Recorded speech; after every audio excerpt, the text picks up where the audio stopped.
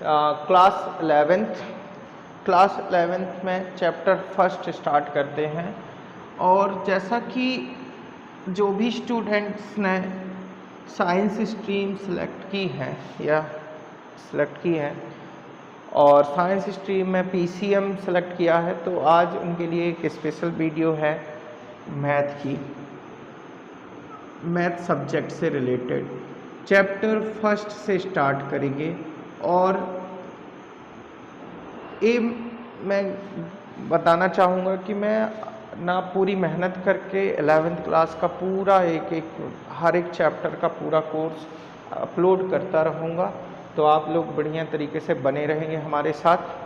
तो chapter first की शानदार शुरुआत करते हुए, चैप्टर फर्स्ट का नेम है हमारा सेट। चैप्टर फर्स्ट क्या है? सेट। अब याद रखना कि ये जो हम मैथ अब स्टार्ट करने वाले हैं, ये यहाँ पे अब थोड़ा सा हम क्या पढ़ने वाले हैं? Advance math. अभी जैसे 9th 10th तक में जो भी पढ़ा था, कुछ बच्चों की मैथ 9th 10th तक तो अच्छी रहती है, लेकिन फिर 11th में आके उन्हें ये चीज़ों में दिक्कत होती, क्योंकि अभी तक 9th 10th में जो हमारा मन लग रहा था वो एक मैथ में ना न्यूमेरिकल्स या हम बोल सकते अंक गणित ज़्यादा रहती थी, अर्थमेटिक्स ज़्यादा रहती थी। लेकिन अब हमें ऐसा कुछ नहीं देखने मिलेगा, अब एडवांस मैथ मिलेगी। यहाँ पे नॉर्मल जैसे 9th 10th में हमें मिलती थी, मैथ सॉल्व करते थे, बड़ा आसान, मतलब बड़ा अच्छा लगता था, इंटरेस्टिंग रहते थे। यहाँ पे लग सकता है कुछ क्लासेस में, स्टार्टिंग क्लासेस में, हाँ, जो भी बच्चे आते हैं उन्हें फिजिक्स, केमिस्ट्री, मैथ जब वो पढ़ते हैं तो हो सकता है कि शुरुआत में 5-6 दिन, 7 दिन, 8 दिन ना समझ में आए। लेकिन आपको बस यदि आपने मैथ लिया है तो आपके अंदर ये ज़रूर होना चाहिए कि 10 दिन नहीं समझ में आया, स्टार्टिंग के 10 डेज समझ में नहीं आए तो कोई बात नहीं, आएगा। बस एक अपन को अपने माइंड में पॉजिटिविटी रखना है कि आएगा, हम कर सकते हैं, हम में जुनून है, ठीक है। तो बहुत आसान चैप्टर है, बहुत आसान सिलेबस है, मैं आपको कोई डरा नहीं रहा हूँ, बहुत मज़ा आएगा, ठीक है। यदि आपने मैथ ली है और आप बहुत बढ़िया तरीके से, मतलब आप में मेहनत करने का जुनून है, तो सीधी सी बात है, आपका फ्यूचर बहुत अच्छा होने वाला है, नो डाउट। तो आज हम स्टार्ट करेंगे। हमारा फर्स्ट चैप्टर है सेट, और हम ये बोल सकते हैं कि ये चैप्टर बड़ा आसान भी है, लेकिन इसका यूज भी बहुत है। ये मैथ का एक टॉपिक, या हम बोल सकते हैं हायर मैथमेटिक्स का यहाँ से स्टार्ट हो रहा। और ये जो सेट है ना, अभी आप आगे चल के पढ़ोगे तो इसका यूज फंक्शन रिलेशन में होगा, रिलेशन एंड फंक्शन के जो भी चैप्टर, अभी सेकंड चैप्टर आपको मिलेगा रिलेशन एंड फंक्शन, तो वो पूरा का पूरा चैप्टर सेट पे डिपेंड है। 12th क्लास में भी रिलेशन एंड फंक्शन पढ़ोगे तो ये पूरा का पूरा सेट पे डिपेंड है। यदि सेट नहीं आ रहा आपसे अच्छे से तो रिलेशन फंक्शन नहीं आएगा, गारंटेड, ठीक है। और सेट अच्छे से आने लगा तो आपको रिलेशन फंक्शन की एक एक चीज़ें समझ में आने लगेंगी। तो आपको यहाँ पे बहुत मेहनत से इस सेट चैप्टर को आसान नहीं मतलब हल्के में नहीं लेना है, ठीक है, बहुत ध्यान से इसको करना है, ठीक है। और ये भी बोल दूँ, हायर मैथमेटिक्स में थ्योरी बहुत इंपॉर्टेंट होती है। थ्योरी यदि आपने कवर कर ली तो मेरा तो ये मानना है पर्सनली कि थ्योरी यदि आपकी कवर हो गई तो आपका 90% एक्सरसाइज आप खुद से सॉल्व कर सकते हो। तो हमारा एडवांस मैथ का बोल सकते हैं हायर मैथमेटिक्स का सबसे इजी चैप्टर है सेट, और इसका यूज भी मैथ की हर एक ब्रांच में होता है। प्रोबेबिलिटी में हम फाइंड करने के, प्रोबेबिलिटी में सेट का यूज होता है, सीक्वेंस में सेट का यूज होता है, ठीक है, रिलेशन फंक्शन की स्टडी करने में सेट का यूज होता है। तो ये बहुत बेसिक चैप्टर है, और ये हम बोल सकते हैं कि मैथ की फंडामेंटल कॉन्सेप्ट को क्लियर करता है सेट, ठीक है। तो सेट है क्या? तो मैं यहाँ से स्टार्ट करता हूँ। सेट एक ग्रुप है। सेट एक क्या है? ग्रुप है। सेट क्या है? ग्रुप। कैसा ग्रुप? अब ग्रुप में तो हमें पता है, ग्रुप में 1 का ग्रुप, 2 का ग्रुप, 3 का ग्रुप, ऐसे ग्रुप हो सकते हैं, तो ग्रुप के बारे में तो हम जानते हैं। लेकिन अब ग्रुप में क्या आते हैं? एलिमेंट्स आते हैं, ठीक है। ग्रुप के अंदर एलिमेंट्स आते हैं, और वो या एलिमेंट या हम बोल सकते हैं ऑब्जेक्ट्स का ग्रुप होता है, और वो ऑब्जेक्ट एक वेल डिफाइंड होते हैं। वो ऑब्जेक्ट एक कैसे होते हैं, वेल डिफाइंड, जिनमें हर एक ऑब्जेक्ट को हम डिफाइन कर सकें, ऐसे ग्रुप को सेट कहते हैं।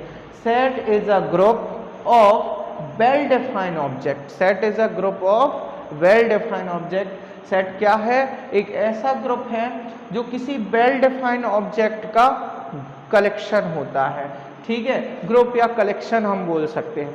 अब सेट में आगे बात करें तो यदि मैं तो इस तरीके से बता सकता हूँ, सेट एक फैमिली है। एग्जाम्पल के तौर पे मैं बोल दूँ, सेट मतलब फैमिली है, ठीक है, एक परिवार है। परिवार में आपने देखा होगा कि सदस्य होते हैं, माता होती है, पिता होते हैं, बच्चे होते हैं, तो उनके ग्रुप से क्या बनती है, एक फैमिली बनती है। हर एक फैमिली की एक यूनिक आईडी होती है। आप लोग आज के टाइम पे आपने देखा होगा स्कूल्स में जब एडमिशन्स होते हैं बच्चों के, तो बोलते हैं भैया अपनी फैमिली आईडी दो, SSM आईडी दो, फिर हर एक मेंबर की भी आईडी होती है पर्टिकुलर। तो मतलब वो सारा कॉन्सेप्ट यहाँ से हम इसको इस तरीके से समझ सकते हैं। फैमिली की भी क्या होती है, अपनी एक बाउंड्री, जैसे जो भी फैमिली है, फादर, मदर, सन, ठीक है। अभी एक परिवार है, एक इनका एक घर होगा, तो घर की एक क्या होगी, लिमिट होगी, बाउंड्री होगी, होगी कि नहीं, घर की एक बाउंड्री। सबको जिस घर में है तो इसकी एक बाउंड्री है, इस मतलब इनकी एक लिमिट है। इसके बाद जाएंगे तो फिर थोड़ा सा मतलब कहने का मतलब लिमिट के बाहर जा रहे हैं। तो वैसे सेट एक परिवार की तरह है, सेट एक फैमिली की तरह है, ठीक है। और वहाँ पे जितने भी ऑब्जेक्ट, देखो मैंने क्या बोला, फैमिली की भी आईडी होती है कुछ, फिर उनके अंदर जो मेंबर होते हैं उनकी भी एक पर्टिकुलर आईडी होती है कि नहीं होती। तो मैंने बोला सेट एक ग्रुप है, किसका ग्रुप है, ऐसे ऑब्जेक्ट का जिनकी भी अपनी आईडी होती है, जिनको भी हम क्या कर सकते हैं, वेल डिफाइन कर सकते हैं, ठीक है। अब आगे यदि मैं बात करूं तो सेट को हमेशा कैपिटल लेटर में रिप्रेजेंट करते हैं। सेट को किस में रिप्रेजेंट करते हैं, कैपिटल लेटर से रिप्रेजेंट करते हैं, याद रखेंगे अपन, ठीक है। सेट के अंदर जो भी चीज़ें आती हैं वो सेट के एलिमेंट्स कहलाते हैं। एग्जाम्पल के तौर पे मैं कुछ सेट लेता हूँ, जैसे मैंने बोला इंग्लिश अल्फ़ाबेट के वॉवेल्स का कलेक्शन करो, इंग्लिश अल्फ़ाबेट के वॉवेल्स का कलेक्शन करो। तो आपने क्या बोला भैया, इंग्लिश अल्फ़ाबेट में टोटल 26 अल्फ़ा होते हैं, उनमें से वॉवेल्स कितने होते हैं, आपने बोला 5 होते हैं। कौन कौन से होते हैं, ए होता है, ई, आई, ओ, यू, ठीक है। अब इनका एक हमें ग्रुप बनाना है, तो इस ग्रुप में इनका जब हमने ग्रुप बनाया तो ग्रुप के बाहर इसको हमेशा करली ब्रैकेट से रिप्रेजेंट करते, आज मतलब दोनों साइड, दोनों ओर करली ब्रैकेट लगा देते, मतलब इन 5 एलिमेंट्स, ये जो 5 एलिमेंट्स हैं इस सेट के इन है ना, इसके एलिमेंट्स हैं। तो अब सेट को मैंने क्या बोला, कैपिटल लेटर से रिप्रेजेंट करते हैं। तो एक ये सेट है, इसको हम बोल सकते हैं हमने किससे रिप्रेजेंट कर दिया, ए लेटर से रिप्रेजेंट कर दिया, ठीक है। इसी तरह जैसे हमने एक और सेट लिया बी, और मैं बोल दूं जो सेट बी है उसमें नेचुरल नंबर आ रहे हैं, क्या आ रहे हैं, नेचुरल नंबर आ रहे हैं, और ऐसे नेचुरल नंबर आए जो 10 से छोटे हों। तो आपने आइडिया लगाया कि नेचुरल नंबर 1, 2, अब कुछ बच्चे बोलते थे नेचुरल नंबर सर 1 से इन्फिनिटी तक होते हैं, तो ये मैं बोल दूं कि जो भी बच्चे कहते हैं कि 1 से इन्फिनिटी तक नेचुरल नंबर होते हैं वो गलत है। क्यों, 1 से इन्फिनिटी तक तो बहुत सारे, 1 फिर 1.1, 1.2 ऐसे तो बहुत सारे हो जाएंगे, लेकिन नेचुरल नंबर में केवल 1 आता है, फिर 2 आता है, फिर 3 आता है, फिर 4 आता है, उसके बाद सो ऑन चलते हैं। तो यदि कोई ये कहे कि नेचुरल नंबर 1 से इन्फिनिटी होता है तो वो गलत है। आप ऐसे बोल सकते हो कि नेचुरल नंबर 1, 2, 3 मतलब इसी सीक्वेंस में आगे भी इनफाइनाइट तक बढ़ता है, ठीक है। तो हाँ, natural number 1, 2, 3, 4 so on in particular manner, इस मैनर के साथ। मैंने बोला 3 के बाद 4 आया तो 4 के बाद क्या आएगा, 5 ही आएगा, 5 के बाद क्या आएगा, 6 ही आएगा, समझ में आ रहा ना। तो इस सीक्वेंस में चलेंगे। यदि आप ये बोलते हो कि सर नेचुरल नंबर 1 से इन्फिनिटी तक होते हैं तो वो गलत है, क्योंकि फिर रियल नंबर्स भी तो होते हैं 1, और आपने पढ़ा होगा 9th या 9th क्लास में भी पढ़ा है, 10th में भी पढ़ा है कि जो 1 और 2 हैं उनके बीच में भी कितने रियल नंबर होते हैं, इनफाइनाइट रियल नंबर होते हैं। जैसे मैं बोलूँ 1 और 2 इनके बीच में भी कितने रियल नंबर हैं, तो इनके बीच में इनफाइनाइट रियल नंबर है। बोले कैसे, इनके बीच में मैं बोल दूं 1 और 2 के बीच में थोड़ा सा इसको बड़ा करूं तो 1.1 भी हो सकता है, या मैं बोलूं 1.00000001 हो सकता, 1.00002 हो सकता है, ऐसे चलेगी ये लाइन। फिर उसके बाद 1.002 आ जाएगा, ऐसे तो कितने नंबर मिल जाएंगे इनके बीच में, लेकिन नेचुरल नंबर केवल 1 है और 2 है। तो समझ में आ रहा है ना, ये 9th क्लास का कॉन्सेप्ट है, मैं अभी का नहीं बता रहा हूँ। दो 1 और 2 के बीच में इनफाइनाइट रेशनल नंबर और इनफाइनाइट इरेशनल नंबर होते हैं। क्लियर? तो यदि लेकिन मैं बोलूँ नेचुरल नंबर 1 और 2 के बीच में नेचुरल नंबर कितने होते हैं, तो एक भी नहीं होते। 1 के जस्ट आफ्टर जो नेचुरल नंबर आता है वो 2 आता है। ठीक है, 1 और 2 के बीच में कोई भी नेचुरल नंबर नहीं होते हैं। ठीक है, वो अभी मैं पढ़ा रहा हूँ। तो मैंने क्या बोला, नेचुरल नंबर बी जो है, बी एक ऐसा सेट है जो नेचुरल नंबर का कलेक्शन है। ठीक है, ध्यान से देखना, मैंने बोला जो बी सेट है, एक सेट बी है, सेट बी है वो नेचुरल नंबर का एक कलेक्शन है। और दूसरी कंडीशन, ऐसे नेचुरल नंबर का कलेक्शन है जो 10 से कम हो, 10 से लेस हो। ठीक है, तो मैंने बोला a set of natural number which is less then 10। तो इसमें क्या आएगा कॉन्सेप्ट, देखो आपको इसको रीड करके, इस स्टेटमेंट को रीड करके आपको समझ में आ गया कि नेचुरल नंबर का सेट बनाना है जो कि 10 से छोटे हैं। ठीक है, तो नेचुरल नंबर 8 भी 10 से छोटा है, 1 भी छोटा है 10 से, 2 भी छोटा है 10 से, 3 भी छोटा है 10 से, 5 भी छोटा है, 6 छोटा है, 7 छोटा है, 8, 9। लेकिन क्या 8, 10 छोटा है नेचुरल नंबर से? तो मैंने जो स्टेटमेंट बोला उसके अकॉर्डिंग तो 10 बराबर है, 10 छोटा थोड़ी है। हाँ, लेकिन मैं इसमें ये बोल देता कि set B is a collection of natural number which is less than or equal to 10। Or equal to 10 तो आ जाएगा, लेकिन यदि मैंने बोला which is less than to 10 तो इसका मतलब 10 नहीं आएगा यहाँ पे, केवल 1 से लेके 1 2 3 4 से लेके 9 तक इसी सीक्वेंस में नेचुरल नंबर्स आएंगे। तो इतना क्लियर हुआ। अब मैं बोल दूं इंडिया की रिवर्स का कलेक्शन करो। ठीक है, इंडिया में जितनी भी रिवर्स हैं उनका एक ग्रुप बनाओ, तो बन सकता है, पॉसिबल है। लेकिन मैं बोल दूं स्टूडेंट्स का कलेक्शन करो। अब स्टूडेंट का कलेक्शन, मैंने बोला कलेक्शन ऑफ स्टूडेंट्स, इतना बस बोला। तो क्या आप ऐसा एक ग्रुप बना सकते हो, कलेक्शन ऑफ स्टूडेंट्स? अब आप सोचो कि चलो ठीक है हमारे स्कूल के स्टूडेंट, लेकिन स्टूडेंट तो अदर स्कूल के भी तो हैं। और स्टूडेंट का मतलब क्या, स्टूडेंट तो वो होते हैं जो क्या करें, नॉलेज को मतलब नॉलेज को टेक करें, वो स्टूडेंट कहलाते हैं। स्टूडेंट को विद्यार्थी बोलते हैं, मतलब विद्या का ग्रहण करने वाले। तो क्या जरूरी है कि आपके स्कूल में जो पढ़ रहे हैं वो ही बस स्टूडेंट्स हैं, वो बस विद्या का ग्रहण करते हैं? नहीं, अदर स्कूल में भी, मतलब आपके, यदि मैं बोलूँ आपके विलेज में कितने स्कूल हैं, आपके विलेज में सपोज 2-3 स्कूल हैं, तो उन सभी स्कूल के स्टूडेंट का कलेक्शन कर लो। लेकिन ध्यान रखना, स्टूडेंट्स का मैंने कलेक्शन बोला है, तो स्टूडेंट्स का कलेक्शन क्या आपके विलेज बस में स्टूडेंट है? आप खुद सोचो। फिर आपके ब्लॉक में कितने स्टूडेंट हैं, तो क्या ब्लॉक बस में स्टूडेंट है? नहीं, डिस्ट्रिक्ट में भी स्टूडेंट है। फिर क्या डिस्ट्रिक्ट बस में स्टूडेंट है? बिल्कुल नहीं, पूरे एमपी में भी, मतलब पूरे स्टेट में भी स्टूडेंट्स होते हैं। हाँ, मैंने एमपी इसलिए बोला क्योंकि मैं ये जो वीडियो में बना रहा हूँ ये एमपी स्टेट से है। ठीक है, तो पूरे स्टेट में भी स्टूडेंट होते हैं। यदि मैं स्टेट बस में कहूँ, क्या एक चीज़ बताइए आप, क्या स्टूडेंट केवल मतलब स्टेट बस में होते हैं? नहीं, पूरी कंट्री में स्टूडेंट्स हैं। तो पूरी कंट्री में, चलो ठीक है, इधर तक भी सोच लेते हैं, इसका भी हम एक कलेक्शन कर सकते हैं।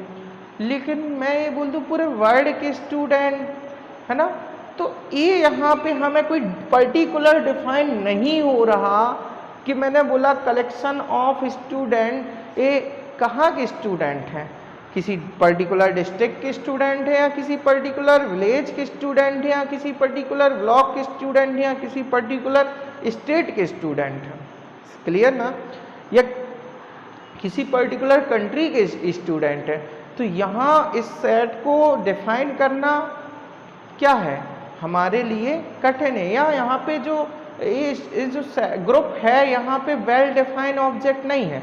हाँ, अब मैं बोलूँ कि collection of student in your school, तो ये आप कलेक्शन कर सकते हो आसानी से, या मैं बोल सकता हूँ चलो यहाँ पे collection of student in your district, आपके डिस्ट्रिक्ट के जितने स्टूडेंट हैं उनका कलेक्शन करो, उनका सब ग्रुप बनाओ, तो भी ये पॉसिबल है, ठीक है। लेकिन पूरे वर्ल्ड के स्टूडेंट का कलेक्शन करना थोड़ा क्या बहुत ज़्यादा ही कठिन हो जाएगा, ठीक है।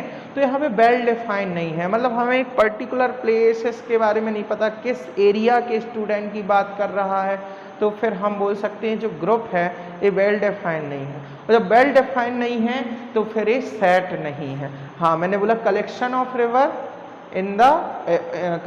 रिवर ऑफ इंडिया, तो एक कलेक्शन आप कर सकते हो कि इंडिया में जितनी भी रिवर्स हैं उनका कलेक्शन कर लो, गंगा, जमुना, ठीक है, नर्मदा, तो ऐसे बहुत सारी नदियां आ जाएंगी तो उनका आप कलेक्शन कर सकते हो, ठीक है। इतना समझ में आया कि सेट होते क्या हैं एक्चुअल में।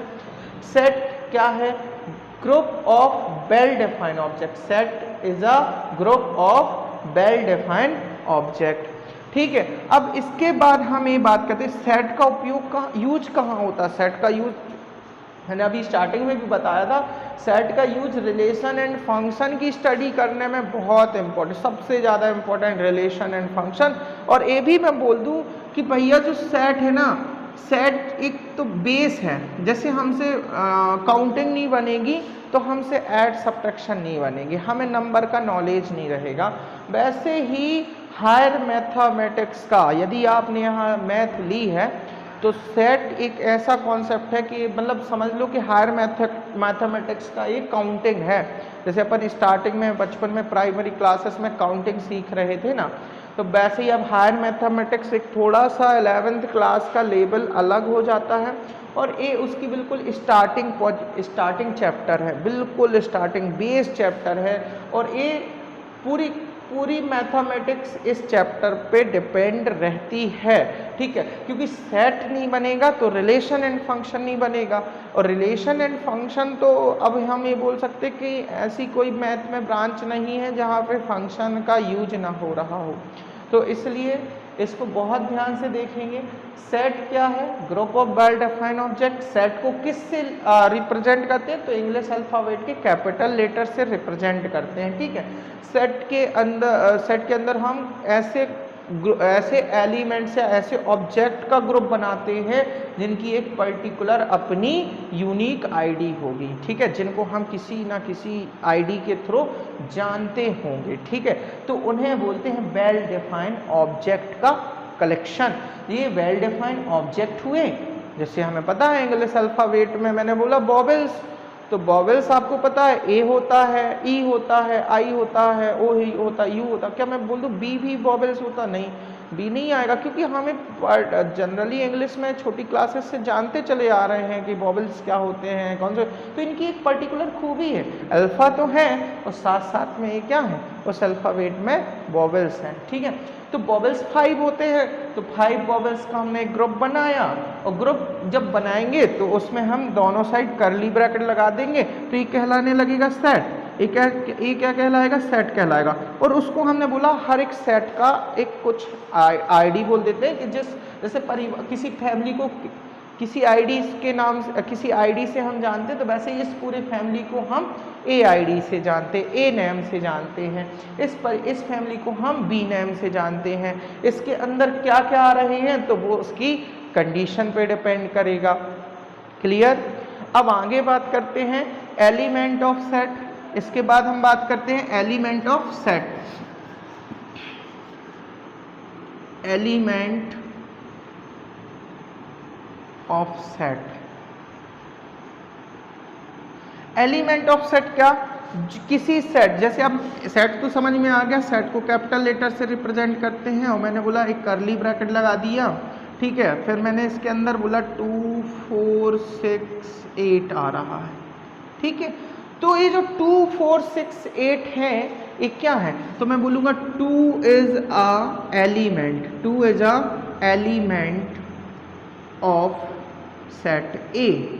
सेट ए का 2 एलिमेंट है। 4 भी क्या है, 4 is a element of set A, 6 is a element of set A, 8 is a element of set ए। अब लेकिन हम इसको इतना, मतलब मैथ में थोड़ा सा एक वर्ड है जिसको हम इसमें हम इसको लिख कैसे सकते, इतनी बड़ी लैंग्वेज ना लिख के हम बोलें 2, फिर ये साइन बनाया और फिर इसको क्या रीड करते हैं, इसको रीड करते हैं बिलोंग्स टू। क्या रीड करते हैं, बिलोंग्स टू। इस बिलोंग्स टू का मतलब क्या होता है, बिलोंग्स टू का मतलब है कि जो 2 है ना वो इस ए सेट का, इस ए परिवार का कोई एलिमेंट है।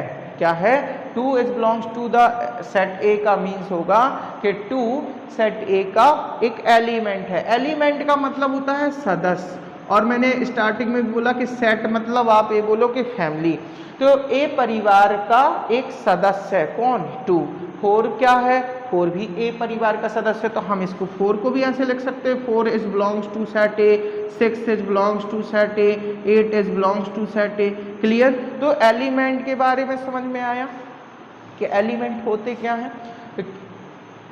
एलिमेंट क्या होते हैं कि, है ना, एलिमेंट उन सेट के मतलब किस कोई सेट जिन वेल डिफाइंड ऑब्जेक्ट के कलेक्शन करने से, ग्रुप करने से बना है, उन ऑब्जेक्टों को हम बोलते हैं उस सेट के एलिमेंट। क्लियर। अब आगे बात करें तो सेट को रिप्रेजेंट, सेट को लिखने के कितने तरीके हैं। सेट को हम 2 तरीके से लिख सकते हैं, ठीक है। सेट को एक्सप्रेस करने के 2 तरीके हैं। Expression of set, expression of set, set को हम 2 तरीके से एक्सप्रेस कर सकते हैं, और एक होता है रोस्टर फॉर्म। सेट का एक फॉर्म होता है रोस्टर फॉर्म और एक फॉर्म होता है set builder form. Set builder form, ठीक है। 2 फॉर्म में लिखा जाता है सेट को। 2 टाइप से हम एक्सप्रेस कर सकते हैं, रोस्टर फॉर्म में लिख सकते हैं सेट को, या तो सेट बिल्डर फॉर्म को। किसी भी सेट को यदि रोस्टर फॉर्म में लिखा गया है तो उस सेट को हम सेट बिल्डर फॉर्म में भी लिख सकते हैं। क्लियर। जैसे अब मैं तुम्हें रोस्टर फॉर्म बता दूं, तो ये जो फॉर्म है ना, ये रोस्टर फॉर्म है। ये कौन सा फॉर्म है, रोस्टर फॉर्म है। इसी को हम टेबुलर फॉर्म भी बोलते हैं। जैसे मैंने बोला, ध्यान से देखना, ये वही एग्जाम्पल ले रहा हूँ, 2 4 6 8। क्या बोल दिया, 2 4 6 8। अब ये तो मैंने ऐसे लिख दिया। ये कौन सा फॉर्म है सेट का, ये जो सेट का फॉर्म है रोस्टर फॉर्म है। अब इसको बात आई कि ये रोस्टर फॉर्म है, चलो बात आई ए कि रोस्टर फॉर्म है, तो फिर सेट बिल्डर फॉर्म क्या है। सेट बिल्डर फॉर्म को बहुत अच्छे से देखना, क्योंकि यदि ये समझ में आ गया तो आपको सेट का कॉन्सेप्ट अच्छे से समझ में आ जाएगा। अब मैं इसको ऐसे लिखूंगा, हर मतलब सेट में एलिमेंट्स जो होते हैं, ये जो एलिमेंट्स आए हैं, ठीक है, तो उन एलिमेंट को हम एक्स से डिनोट करते हैं। किससे डिनोट करते हैं, एक्स से। अब यहाँ पे ये जो साइन आता है इसे हम रीड करते हैं सच that, x such that.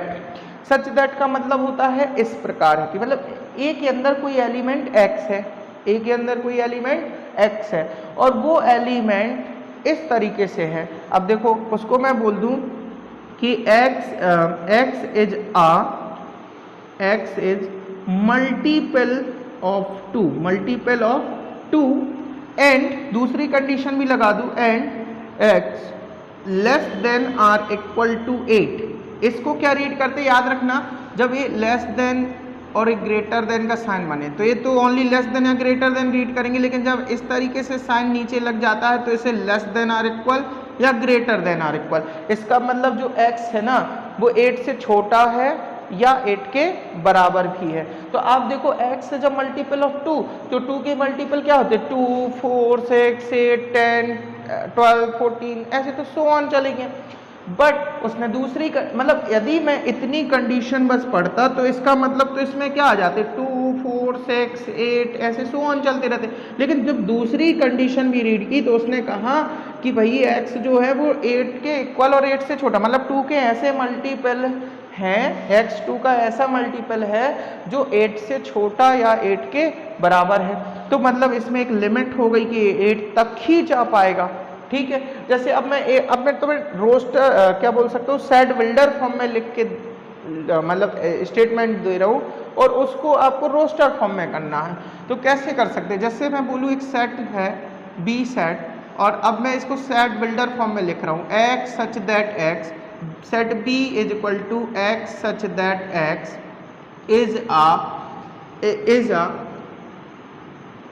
Is a मैं बोल दूँ real number, x is a real number. ठीक है, x is a real number between x is a real number which are, या ऐसा अभी रियल नंबर तो बहुत सारे होते हैं, अभी मैं एक सिंपल सा दे रहा हूँ x such that x is a natural number which are divisible by 2। ठीक है, मैंने क्या बोला, x एक ऐसा एलिमेंट है जो नेचुरल नंबर है, n मतलब नेचुरल नंबर है, और साथ में वो 2 से डिविजिबल है। तो अब आप इसको ऐसे बोलेंगे कि भाई natural number, first natural number कितना आता है जब हम इसको रोस्टर फॉर्म में लिखेंगे, और जी सेट बिल्डर फॉर्म है, सेट बिल्डर फॉर्म। ठीक है, रोस्टर फॉर्म में लिखेंगे तो हमने रीड करा कि x कोई एक ऐसा एलिमेंट है जो कि एक नेचुरल नंबर है और साथ में वो 2 से डिविजिबल है। अच्छा, फर्स्ट नेचुरल नंबर आप देखो तो क्या होता है, 1 होता है, और 1 में क्या 2 का डिवाइड हो रहा, नहीं हो रहा, तो ये नहीं मतलब जो 1 एलिमेंट है वो इस सेट की कंडीशन को फॉलो नहीं कर रहा। अच्छा, नेक्स्ट नेचुरल नंबर देखें 2, तो 2 में क्या 2 का डिवाइड हो रहा, बिल्कुल हो रहा, तो मतलब 2 आ जाएगा। फिर चेक कर दे 3 में क्या 2 का डिवाइड होता, नहीं हो रहा, 3 नहीं आएगा। 4 में हो रहा 2 का डिवाइड, फिर 5 में नहीं होगा, 6 में हो जाएगा, 8 में हो जाएगा।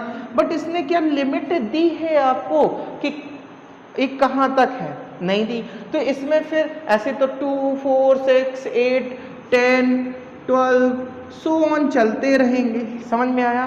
तो ए भी एक सेट है, इसमें भी जो भी एलिमेंट है वो वेल डिफाइन है, मतलब उनकी एक डेफिनेशन है कि जो जैसे 2 है, 2 इज अ नेचुरल नंबर, ठीक है, and 2 is divisible by 2। 4 is a natural number and 4 is divisible by 2। ठीक है, तो मैं यदि मैं इधर बीच में बोल देता मतलब आपके मन में एक क्वेश्चन उठता कि यहाँ पे 4.2 भी तो आ सकता है, लेकिन आप ध्यान देखो, ध्यान से देखो इसे कि 4.2 क्या नेचुरल नंबर होता है, 4.2 क्या नेचुरल नंबर होता है, तो हम बोल सकते हैं 4.2 नेचुरल नंबर नहीं होता, क्योंकि आपको ये इंटीजर का कॉन्सेप्ट यदि पता हो, 9th 10th में पढ़ाया है, 9th 10th में आप लोग ने पढ़ा है, तो 4.2 is not a natural number. हाँ, ये बोल सकता हूँ कि 4.2 is divisible by 2, but 4.2 is not a natural number, so 4.2 is not a element on set B। Clear, आपको set builder form, roster form एक क्लियर हुए हो। थोड़ा सा आज के टॉपिक से हट के हम एक बार रिवाइज करते हैं कुछ नंबर्स के सेट्स को किससे रिप्रेजेंट करते हैं, ठीक है, और वो हम 9th 10th में भी करते चले आ रहे थे। तो आई होप कि ये आप लोग को बहुत अच्छे से समझ में आया होगा, और यदि समझ में आया है तो आप वीडियो को लाइक और सब्सक्राइब जरूर करें, ठीक है, उस पर। हाँ, फिर अभी देखो हम ये बात करेंगे कि जो नंबर्स का सेट होता है उनको किन किन से रिप्रेजेंट करते हैं, ये आपको जानना इंपॉर्टेंट रहेगा, उनके सिंबल, ठीक है।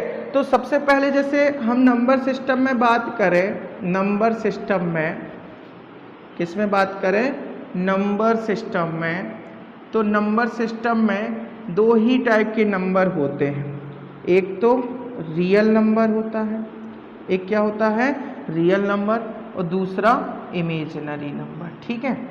इमेजिनरी नंबर, इमेजिनरी नंबर के बारे में इस मतलब यहाँ पे आप 11th क्लास में एक चैप्टर है कॉम्प्लेक्स नंबर, तो आप उसके बारे में रीड करेंगे, मतलब स्टडी करेंगे। फिर भी मैं थोड़ा सा बता दे रहा हूँ, यदि स्क्वायर रूट के अंदर कोई भी नेगेटिव वैल्यू आ जाए तो वो नंबर बन जाता है इमेजिनरी नंबर, क्योंकि उसका आप सॉल्व नहीं कर सकते हो, उसे आप सॉल्व नहीं कर सकते। जैसे मैं एग्जांपल के तौर पे बोलूँ under root -4, under root -4 square root of -4 का वैल्यू फाइंड करो, तो आप क्या बोलोगे भाई स्क्वायर रूट -4 को हम लिख सकते हैं -2 × 2। चलो ये 2 × 2 तो पेयर बन गया, ये तो बाहर आया, लेकिन फिर भी इस रूट के अंदर माइनस साइन बचेगा, यानी -1 आएगा। क्या ऐसा कोई भी नंबर है, क्या ऐसा कोई भी नंबर है जिसका स्क्वायर, रियल नंबर की बात कर रहा हूँ, ठीक है, इसके रियल सॉल्यूशन नहीं होंगे, हाँ इमेजिनरी सॉल्यूशन होंगे, इसे हम 2i लिखेंगे, इसी साल आप पढ़ोगे। लेकिन अभी तक मैं 10th क्लास की बात कर रहा था, तो 10th क्लास तक में क्या आपने ऐसा कोई रियल नंबर है जिसका स्क्वायर करने में -1 आ जाए? ऐसा कोई भी नंबर नहीं होता जिसका स्क्वायर करने में नेगेटिव वैल्यू आए, क्योंकि हमें याद रखना कि किसी भी नंबर का, चाहे वो नेगेटिव हो और चाहे वो पॉजिटिव हो, चाहे वो नेगेटिव नंबर हो और चाहे वो पॉजिटिव नंबर हो, उसका यदि स्क्वायर करेंगे तो जो आंसर आएगा, रिजल्ट आएगा, वो ऑलवेज पॉजिटिव होगा। जो रिजल्ट आएगा वो ऑलवेज क्या होगा? पॉजिटिव होगा। तो अभी मैं इतना बोल सकता हूँ कि इमेजिनरी नंबर आप इतना समझ सकते हो कि यदि स्क्वायर रूट के अंदर नेगेटिव वैल्यू आ जाए, नेगेटिव वैल्यू आ जाए, तो वो इमेजिनरी नंबर होगा। वो क्या होगा? इमेजिनरी होगा और उसे हम आयोटा से डिनोट करेंगे। हम इस तरीके से लेते हैं, जो आई की वैल्यू होती है उसे, ये जो वैल्यू होती है इसको हम आई बोल देते हैं। क्या बोल देते हैं? आई। आई मतलब आयोटा, और अंडर रूट -i को डिनोट करते हैं i से, ये जो वैल्यू। तो अभी इस साल हम बाद में उसे डिस्कस करेंगे कॉम्प्लेक्स नंबर के चैप्टर में। रियल नंबर किन दो नंबर से बना होता है? तो ये भी दो ही टाइप के होते हैं, एक होता है रेशनल नंबर, एक होता है रेशनल नंबर और एक होता है इर्रेशनल नंबर, ठीक है। अब रियल नंबर क्या होता है? तो रियल नंबर हम ये बोल सकते हैं, रियल नंबर -∞ से +∞ तक होता, ठीक है। रियल नंबर का जो सेट होता ना, वो हम बोल सकते हैं कहाँ से होते हैं, कहाँ, फ्रॉम -∞ टू +∞ तक। ये जो रियल नंबर होते हैं -∞ से +∞ तक चलते हैं, ठीक है। अब ये भी दो टाइप के होते हैं, दो कैटेगरी में डिवाइड होते हैं, rational number and irrational number. Rational number को हम बोल सकते हैं, रेशनल नंबर की भी यदि हम इसको भी और तोड़े हैं तो ये इंटीजर के फॉर्म में टूट जाता है, ये किस फॉर्म में टूट जाता है? इंटीजर के फॉर्म में टूट जाता है, और फ्रैक्शन के फॉर्म में भी टूट जाता है। अब फ्रैक्शन में आपने डेसिमल का भी कॉन्सेप्ट सीखा होगा, तो डेसिमल भी आपने 9th क्लास में समथिंग सीखा है। डेसिमल जो होते हैं वो टर्मिनेटिंग डेसिमल एक्सपेंशन और नॉन टर्मिनेटिंग डेसिमल एक्सपेंशन होते हैं। नॉन टर्मिनेटिंग भी दो कैटेगरी में डिवाइड हो जाते हैं। नॉन टर्मिनेटिंग डेसिमल एक्सपेंशन भी दो कैटेगरी में डिवाइड होते हैं। एक तो आपका हो जाता है non terminating but recurring, non terminating and non recurring, ठीक है। तो ये non terminating and but repeating बोल देते हैं, ठीक है, रिपीटिंग। और ये होता है non terminating and non repeating, ठीक है। तो ये आपने 9th क्लास में पढ़ रखा है, ठीक है, ये आपने 9th क्लास में पढ़ रखा। और इससे जानते कि यदि किसी नंबर का डेसिमल एक्सपेंशन टर्मिनेट हो रहा है तो वो रेशनल नंबर है। यदि किसी नंबर का decimal expansion non terminating and non repeating है तो वो भी क्या है? Rational number. यदि किसी नंबर का decimal expansion non terminating and non repeating है तो वो जाके हम उसे बोलते हैं इर्रेशनल नंबर। यानी यदि हम इर्रेशनल नंबर की बात करें तो इर्रेशनल नंबर वो नंबर होते हैं जिनका डेसिमल एक्सपेंशन, जिन नंबर का डेसिमल एक्सपेंशन नॉन टर्मिनेटिंग हो and non repeating. Decimal expansion वो नंबर होते हैं जिनका डेसिमल एक्सपेंशन इर्रेशनल नंबर वो नंबर होते हैं जिनका decimal expansion non terminating and non repeating. तो अभी वे इतने ये जो नंबर्स मिले हैं, रियल नंबर क्या होता है? Real number is a set of rational number and irrational number. तो रियल नंबर के जो सेट होता है उसको हम डिनोट किससे करते हैं? कैपिटल आर से। किससे डिनोट करते हैं? यदि आपको कहीं भी कैपिटल आर लिखा है तो इसका मतलब होता है set of real number. Set of real number, real number का एक सेट है, ठीक है, सेट ऑफ रियल नंबर। और या इसके बाद ये आता है रेशनल नंबर। तो यदि रेशनल नंबर के सेट को हम डिनोट करते हैं क्यू से। यदि आपको कहीं क्यू दिखता है तो क्यू का मतलब होता है set of rational number, set of rational number. और इर्रेशनल नंबर को हम डिनोट करते हैं क्यू डैश से। यदि कहीं आपको क्यू डैश लिखा मिले तो इसका मतलब होता है सेट ऑफ इर्रेशनल नंबर। ठीक है, तो आई होप आज के टॉपिक में मैंने आपको बहुत अच्छे से एक्सप्लेन किया हो। यदि आपको समझ में आया है तो आप वीडियो को लाइक और सब्सक्राइब अवश्य ज़रूर करें, ठीक है। और बने रहें हमारे साथ। नेक्स्ट वीडियो में हम इसके आगे लेक्चर को लेके जाएंगे।